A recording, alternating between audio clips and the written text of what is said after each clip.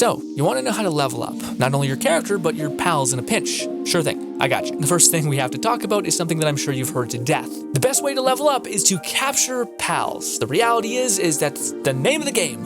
Capturing pals, Pokemon, the whole shebang, yeah. You get a massive experience bonus for the first 10 pals that you capture. So then the name of the game just becomes, how do I get more proficient at capturing pals and being able to create Pokeballs to capture pals? Let's talk about it. But by the way, quick note, you've probably heard a lot of this beginner stuff for a little bit. We're gonna get to the end game stuff, but I didn't want to leave the beginner people behind, so just hold true, my guy. Yeah, first things first, like I said, let's split this into 2 sections. Early game, this will get you to level 1 to 35, and then late game, which will give you level 35 to all the way to the end. Great. For early game capture, you're going to need to get 2 things. These 2 things will massively help you just completely 10x your progression. Great. These 2 things are getting a capture-capable mount and a fuck ton of Pokeballs, or Palbot, whatever they're called. Also, this is the level that you need to get to be eligible to do this. It's actually a pretty low level. You just play for the first 2 or 3 hours, mess around with your base, capture some pals, poke some stuff, have fun. Bang, you should be able to get there right as rain. If you want to push to this point, just make a ton of Pokeballs with rock and wood, and that blue rock, and just grind out the little beginning area, and yeah. All right, let's get you unlimited Pokeballs. Go to this location on the map and try to get a Bat Pal. A Bat Pal has an amazing ability that lets you do a sonar pulse, and at the top of your screen, the compass, it will showcase where the pals are in the surrounding area. This makes capturing pals amazing, like super amazing. Try to get the bat. The bat appears only at night, so go to these locations, like I said, at nighttime, fiddle around a little bit. He should honestly be here by the first teleportation point or the second teleportation point you get. Fiddle around at nighttime until you find a bat-like creature. Super worth the investment, good. Second thing you're going to do is go to this location on the map and capture something called Vixies. They are like a kind of a sandy blonde dog-like fox creature called Vixies. Capture at least 3 of them. Again, use your bat's sonar pulse to make this not a living hell of you just wandering around trying to find this stupid dog for a while. Cool? Got it. Good. Next. The third thing you're going to want to do is go to your base and set up a ranch. Yes, you will have to unlock all this stuff within the skill tree. So yes, look at your skill tree if you haven't unlocked the ranch yet, all that stuff. Yeah. Set up a ranch, then drop the Vixies in the ranch. They should auto do it, but you can do it if you want manually. Anyways, also put down some farms so they can eat and stuff like that. Oh yeah. Great. You have unlimited Pokeballs now. You come back in 10 minutes, they are going to have sprung a ton of blue low-level Pokeballs that should probably take care of you for your first, all the way up to like level 17. They're pretty damn good. Great, and honestly, all the low-level Pokemon are plenty to get you to almost level 35, which is fantastic. Again, first 10 Pokemon of any type get you a ton of experience. Great. But you're going to run into an issue when you're trying to capture these Pokemon. 1, you accidentally immediately kill them, or 2, it just takes too long, they run away from you, all that stuff. So the next thing that we're going to try to get is a competent mount. The only mount that I think is worth its salt early game is the wolf. So we're gonna go get our hands on the wolf. If you've been running around the Vixie area, you probably have seen a dog, wolf-like creature. Hopefully you've captured one. If not, go to these locations and capture yourself a goddamn wolf. Great. After you've gotten a wolf, go back to your base and make a wolf mounting saddle. And now you have a mount that you can ride. Awesome. And you can use your mount's special abilities. But a lot of the special abilities will instantly kill whatever you're trying to slightly capture. So let's fix that. Let's make it so that your mount does not instantly kill things, and you can basically whittle down an enemy's health bar really, really slowly and confidently. You're gonna need something called Skill Fruit. Go to these locations on the map, pick up the fruit in the weird glowy blue tree, and then hopefully one of those trees that each give you 3 per tree, 3 fruit per tree, should have something with low CT. You're going to scan through all your fruit and look for something with low CT. Around 5 or 2 is ideal. And then you are going to feed that fruit to your wolf mount. Ideally, this is a really, really fast, spammable skill that can infinitely farm out you guessed it, small bits of damage that can whittle down your pals so that you can capture them, because the lower the health bar of the pal, the easier it is to capture them. Congratulations, you have left all of the people who do not do those 2 steps in the dust. They're running 20 minutes to get the fucking weird plant Pokemon that's running because he's terrified of you. Oftentimes the mount will take damage for you, so you're not going to get blitzkrieged in 2 seconds. It's just brilliant. You have unlimited Pokeballs, so you have a mount that can basically whittle them down perfectly and also tank a little bit, and also let you traverse way, way faster through all the levels, making your life just significantly less of a living hell. Good. That is how you essentially get to level 1 to level 30. But Grin, what do I do? Gotcha, bud. Go to this location, these 2 locations, boom, and boom, these one too. These 2 locations have a lot of low-level pals, essentially. So simply just run around for a bit, listen to a podcast, throw some Pokeballs, and capture 10 out of 10 of the pals that you got. And that's it. That's simply put. These two areas have a lot of the low-level pals that should actually make it so that you have like 40% chance to capture the pal instead of like 3. And yeah, you'll know that pain eventually, my friend, trust me. Anyways, side thing, one more tip to add, you should not skimp out on the dungeons. The dungeons in these areas are right here. By the way, if you want this interactive map, the link is in the description down below. It's really helpful. It's also the nice, like, cleanest one I found. Anyways, go to this location, go to these dungeons. They have a lot of small condensed pals, and unlike other things, you can go to the very depths of the dungeon and then circle back, and a lot of the time, the pals will have just respawned. And they're usually the same type of like dark-ish type pal, so that way you don't have to wait until nighttime, which is a blessing. And also you get a little bit of chest at the end and like a nice little experience bonus from getting from capturing the boss. It's all around good time. Also, the wolf can actually traverse inside the dungeon, so don't skimp out on that, and that's also why we don't go for certain big-ass birds and shit, because it's really hard to move around in there with the bird. Anyways, yes, congratulations! Within a couple hours, you will be level 35. This is extremely crazy how fast you can progress with these two things. Lovely. Also, you'll collect things like fire organs, which you'll need. Okay. Anyway, and now we venture into the hell that is the endgame grind. You will eventually find, my friends, that, oh my god, Grin, I'm throwing this dumb blue ball at someone's fucking dome, and it's level 1 capture chance. I've been here for 20 minutes, okay? And this son of a bitch, under an inch of his life, will not give in. What do? I get it, man. It's a nightmare hell. It's tough, okay? There are 2 things that you can do to massively amplify your capture chance. One of those things is just getting a much, much better Pokeball. This is probably the one that you should do. The second thing is to spend an ungodly amount of time running around the map and collecting these little green fucking bastards.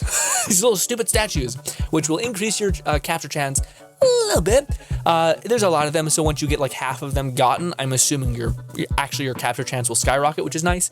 And it's something easy to do, just listen to a podcast. You probably should want to wait until you get a flying mount though, because a lot of them are on like weird side buildings.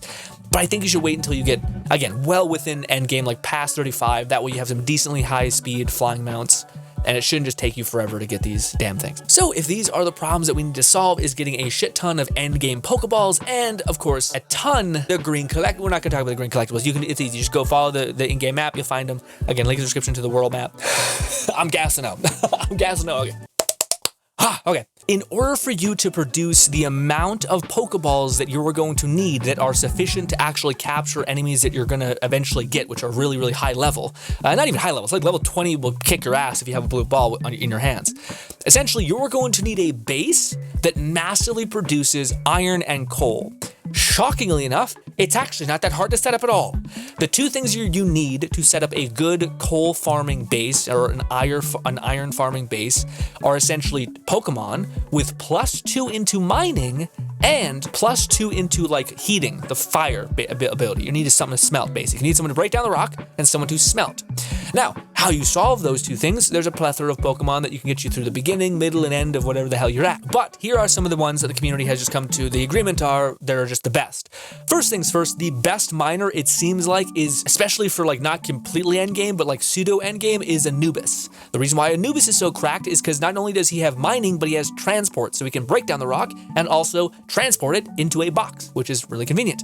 The second thing that he does, which no one really talks about, is that he has a telekinetic break, essentially. So unlike other things that need to get right on top of a rock that is already in a weird rocky situation, like on the side of a mountain or on a hill, AI can get really jumbled up and caught in the weeds. Anubis will stay 15 feet back, just doing telekinetic impacts and doing a shit ton of damage. So he's just really good. Like, he doesn't need to be on top of the rock. Many reasons why Anubis is cracked and just so damn good. Also, he just makes for a really good like companion that can help you craft stuff. Lovely. Anyways, how do you make Anubis? Well, that's kind of the issue. Some of y'all are like, Grin, Anubis has like levels 47 to get access to him. What are you talking about? You can actually craft Anubis with breeding. I'm sure you've also heard about this as well. The issue with breeding things is that it's just complicated enough for me not to want to talk to you about it right now. In order to get Anubis early, you are going to need to dip your toe into breeding. Breeding is actually extremely simple. All you need is to have a ranch. You need to have a cow Pokemon located here. You need to have a bee Pokemon located here. You need to have a chicken located everywhere. Yeah. And then you need to have a wheat farm so that you can actually grind down the wheat and make flour. That's it. Now you have something called cake. It's as simple as taking this character and throwing them in the breeding pen, and bang, you're good to go. Give them the cake. They recently uploaded a patch that makes breeding a lot easier because sometimes they stopped halfway through. Really weird. We're talking about the kind of, yeah. Anyways, and then take the egg, put it in an incubator, and boom, you have Anubis. Awesome, easy breezy. Anubis is just amazing for all things. You're gonna want to keep these two breeding as long as humanly possible because you're gonna want a handful of Anubises. Again, Anubises just seem like the greatest like overall helper for these two types of bases that we're gonna be setting up, which is an iron base and a coal base. By the way, I probably have already been showing it, but the best location to set up both an iron base, an iron and coal base, and then an iron base is this location and this location. There might be better ones that the community finds early on or later on, but these two are enough to take care of you completely, so you don't really need to have better. But yeah, so now that you have Anubis, you're gonna need a fire smelting pal. The one that I felt like was the best for your buck is this character right here. He doesn't have the highest smelting. He has, I think, +2, and I think he also has transport, which is really, really nice. Just have that on the base as well. And I would, if you do go this route of getting him, I would highly suggest making 2 forges and not 1. Again, you're gonna be producing a ton of iron anyway, so feel free to just go crazy because yeah, you're gonna have no issue with iron as soon as you're done setting this up. And then after that, ladies and gentlemen, just throw down some things to feed your animals and you should be good to go. And now your base is essentially set up. You just need 2 of these Pokemon and you're good to go. If you don't want to get Anubis because it's just, you don't want to, you're scared of breeding, I totally get it. It's a little gross. Anyways, you can get this Pokemon right here, who is located here, and he's actually pretty easy to get. He's pretty good second place. Again, beware of someone called Digtoise, who is ×3 when it comes to mining, but unfortunately, he has a bug in him right now, but in the future, they may have patched it, so maybe go with Digtoise, but he's still around that level. It's gonna be kind of a pain in the ass to catch. But anyways, after you have essentially set up a base that produces a lot of coal and a lot of iron, you can now make refined ingots and ingots. These are going to be the bottleneck of you making the end game Pokeballs. End game for what you're going to need to get basically all the way to end game, I think, which is essentially red Pokeballs. Red Pokeballs cost this on screen. You guys are seeing it. It's actually not that bad. It doesn't cost like an arm and a leg. It's pretty reasonable, all things considered. Of course, you're going to need some of the blue rock and all that stuff that I'm assuming you know how to get at this point. Blue rock is just acquired by, you know, setting up a bunch of mining rock stations, getting your companions to break down that rock, and then just taking that rock and condensing it into, of course, the blue rock. And yeah, all that stuff should be pretty straightforward. The reason why I suggest this Pokemon is because this is before the Pokemon balls start asking you for like 7 different types of resources that take 5 different types of manufacturing. This is where it still remains somewhat simple and should take care of you for the 20 and 20 plus pals that are up there in level. And frankly, that should be plenty good for you to get to like level 50 to 46 at the very least. And at that point, if you're level 46, you're probably cooking, buddy. You could probably set up like 16 mills. You've already understood the process of building at this point. You just set up the rest of the manufacturing. You already have a ton of Anubises on hand that can help you produce and increase your production. At this point, you should be high enough level to actually take down Pokemon that are like +4 into smelting, so that can go faster. You can also probably make tomatoes and lettuce, which are amazing for making something called salad, which just immediately refreshes your companion's hunger stat, which is amazing, and so on and so forth. You're eventually going to get dip into that, but I don't want to overwhelm you too much. You essentially, again, just to have ultra Pokeballs, you just need an iron production and a coal production. One base lets you get both, which is fantastic, and you're good. And you're literally, my guy, you're good. Then you just go back to your base, set up this production plant, and bang, and bang. You're ready to make amazing Pokeballs. And again, don't be worried. This is something I was kind of feeling. I was worried to spend my iron because everything requires iron. You produce a ton of iron, my guy. You're okay just to dump into Pokeballs, all of it into Pokeballs, and give it like maybe 2 hours and you run around capturing Pokemon with those Pokeballs. You come back, your iron reserve is gonna be built back up because iron ore deposits respawn faster than you think. The second part of this video is gonna be really quick. It's something that I was really curious about, but it's essentially how do you level up your pals? So often you'll hatch an egg, you'll get a new pal, or whatever, and your pal will be like nowhere near as high as level as you. It's really easy to level up your pals. Just go to the bosses. The bosses are amazing. Dungeons are good. These are all sources of experience that can help you level up, but I find the bosses are just the best, where they give you a ton of experience for leveling up your pals that are specifically tagging really behind on your level. So if you're level 35, you have a level 5 pal, go fight the boss 15 times, you should jump to level 18. Ladies and gentlemen, hopefully that was clear. Please, people are always brilliant in the comments and talking about things I might have missed. Go in the comments, maybe there's a pal I missed that you can get really early game that is just so much more proficient. Check the comments out, they're always fantastic. Community in the pal world space is just lovely. But I honestly just made this video for me because I was wondering how you level up. A lot of people say just capture stuff, but I was always like, That's not the problem. The problem is I'm running out of Pokeballs. The problem is that I keep killing the thing I'm trying to capture. It's a mess. And then you get to end game, you're like, okay, now what do I do? The blue balls are killing me. I hate to wait for 20 minutes to capture something. And that is because you need to eventually level up and get better Pal Balls, in which you need to manufacture iron and steel so you can make better Pal Balls, and that's it. Literally it. And you're good. So I want to get in here, do that. Hopefully I can see you again. We stream this game an ungodly amount. Thank you also to our members so much. And goodbye, my friends.